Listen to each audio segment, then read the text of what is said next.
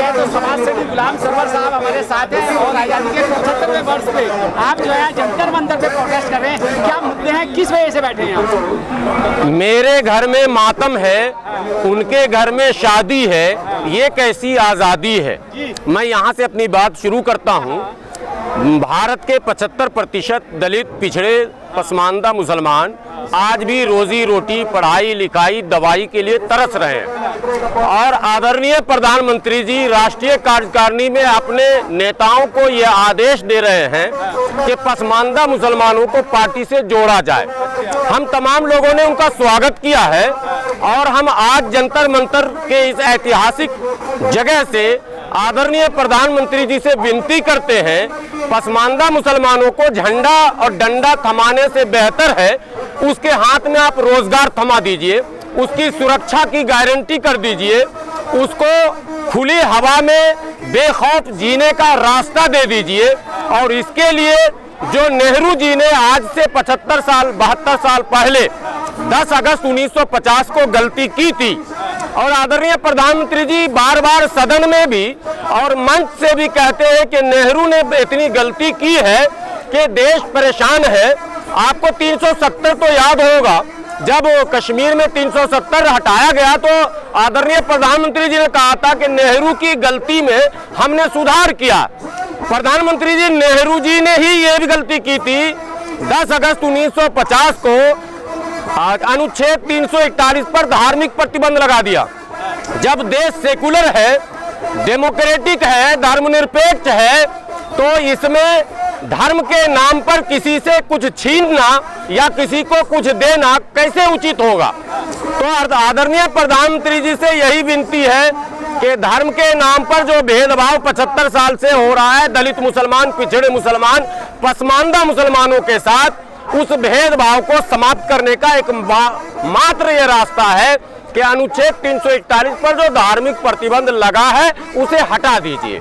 देखा जाए तो आज की तारीख में पहले 20 करोड़ जनता भूखी सोया करती थी, अब 80 करोड़ जनता भूखी सोती है। तो एक कैसी आजादी है, कैसा अमृत महोत्सव है? देखिए, ये तो बार बार हम लोग कह रहे हैं, कोई प्रोपेगेंडा, कोई झूठ, कोई छल, कोई भाषण देश को आगे नहीं ले जा सकता। देश को काम आगे ले जा सकता है और काम यह है कि देश में समुचित विकास कैसे हो, सबका साथ, सबका विकास, सबका विश्वास, सबका प्रयास। तो प्रयास तो हम कर रहे हैं, पंक्चर हम बनाते हैं। आप 50 लाख की गाड़ी से आ जाइए, अगर गाड़ी पंक्चर हो गया तो आगे कैसे जाइएगा? हम ही तो आएंगे ना। एक बात और बता दूं, सब लोग हड़ताल पर जाते हैं, कभी पंक्चर वालों को हड़ताल पर देखा क्या आपने? अगर एक दिन हम पंक्चर वाले हड़ताल पर चले जाएं तो करोड़ों की गाड़ी पर चलने वाले सड़क पर खड़े रह जाएंगे। तो हम तो पंक्चर बनाते हैं, हम तो साग सब्जी बेचते हैं, हम तो रेहड़ी, झल्ली, पल्ली, मिर्ची, धनिया ये बेचते हैं, हम तो मुर्गा मछली आपकी सेवा करते हैं, हम तो झाड़ू लगाते हैं, हम तो सड़क पर झाड़ू लगाते हैं, हम तो आपकी सेवा करते हैं। देश के महान सेवक हम हैं और महान सेवक जो इसकी आबादी करोड़ों में है वो अगर मुख्यधारा से कटी हुई है तो प्रधानमंत्री जी जरा बताइए ना कि कैसे देश विकास करेगा और कैसे सबका साथ हो जाएगा। सबका साथ का मतलब सबका साथ, सबका साथ का मतलब मुट्ठी भर लोगों का, पूंजीपतियों का साथ नहीं है।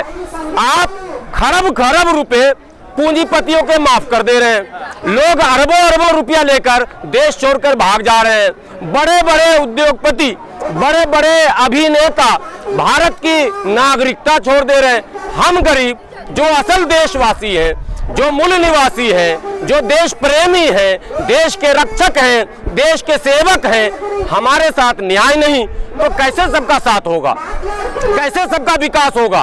तो सबका विकास का नारा अगर साकार करना है, और आपने वायदा किया है प्रधानमंत्री जी, जब आजादी का अमृत महोत्सव मना रहा होगा देश, ये आपने कहा, हमने नहीं कहा।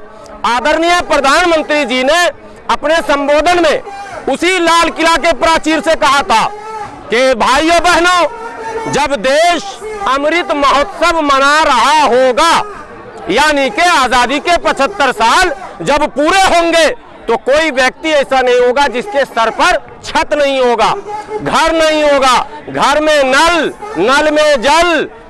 यहाँ तो हम लोगों के हाथ में हल भी नहीं है, नल और जल तो बहुत दूर है।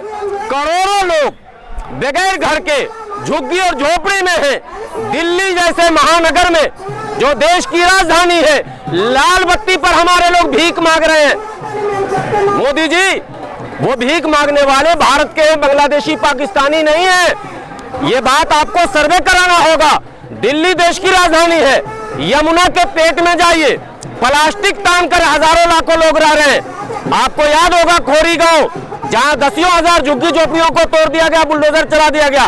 क्या उनको मकान मिल गया? तो सबके सर पर छत कैसे होगा? जब आपके पास योजना नहीं है तो शब्दों से देश नहीं चलता, काम से चलता है। और काम यह है कि भारत का करोड़ों दलित मुसलमान, पिछड़ा पसमानदा आपसे विनती करता है कि समय आ गया मोदी जी, यदि आपने यह ऐतिहासिक कदम उठाया, भाषण से हटकर, लोगों के सलाह से हटकर, यूनाइटेड मुस्लिम मोर्चा और उसके सहयोगी, उसके समर्थक आपको सलाह दे रहे हैं, यदि आप 2024 में चुनाव जीतना चाहते हैं और वोट बढ़ाना चाहते हैं तो अनुच्छेद 341 से धार्मिक प्रतिबंध को समाप्त कर दीजिए और ये पसमानदा का रोना आप बंद कीजिए। राम सरवर जी, मैं आपको रोकते हुए बड़ा महत्वपूर्ण सवाल है।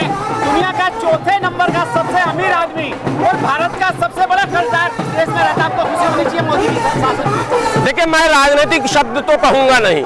हम लोग को ये देख रहे हैं, आजादी के 75 साल, दलित मुस्लिम 75% अब तक बदहाल। हम अपनी बदहाली का रोना रोने आए। जब देश का सबसे बड़ा कर्जदार इस देश में हो और दुनिया का चौथे नंबर का पूंजीपति हो, तो दुनिया के लोग कहते हैं कि गरीबी तो अपने आप आएगी भारत के अंदर। देखिए, मैं फिर कह रहा हूँ, मैं आदरणीय प्रधानमंत्री जी से कह रहा हूँ कि पत्रकार के सवालों का जवाब भी मैं नहीं दे रहा हूँ। मैं तो विनती कर रहा हूँ, आप महान नेता है, पूरी दुनिया भ्रमण कर चुके हैं। आप अफ्रीका घूम चुके, यूरोप घूम चुके, गल्फ घूम चुके, आपको सब पता है। देश का, दुनिया का सब ज्ञान आप ले चुके हैं। अब मुझे कुछ बोलने की जरूरत नहीं है। मैं एक ही विनती करता हूं प्रधानमंत्री जी, जो पिछड़े दलित मुसलमान है, पसमानदा मुसलमान है, जिसका जिक्र आपने हैदराबाद के राष्ट्रीय कार्यकारिणी में किया है, वही दलित पिछड़ा पसमानदा है। जरा सा दिखाइए कैमरा। ये सारे लोग आए हुए हैं, आपसे विनती कर रहे हैं, आपसे गुजारिश कर रहे हैं, आप 341 पर धार्मिक प्रतिबंध समाप्त कीजिए। और ये आपके लिए चुटकी का काम है, चुटकी का। एक आदेश की जरूरत है केवल प्रधानमंत्री जी, केवल एक आदेश। और आप नहीं कर सकते तो सुप्रीम कोर्ट से करवा दीजिए, आप इशारा कर दीजिए। PIL नंबर 180/2004 2004 से मुकदमा चल रहा है। अगर प्रधानमंत्री जी इशारा कर देंगे तो भी काम हो जाएगा। लेकिन प्रधानमंत्री जी, यदि आपने ऐसा काम नहीं किया तो हमारा भरोसा, पसमानदा मुसलमानों का भरोसा, दलित पिछड़े मुसलमानों का भरोसा आप नहीं जीत सकते, नहीं जीत सकते, नहीं जीत सकते।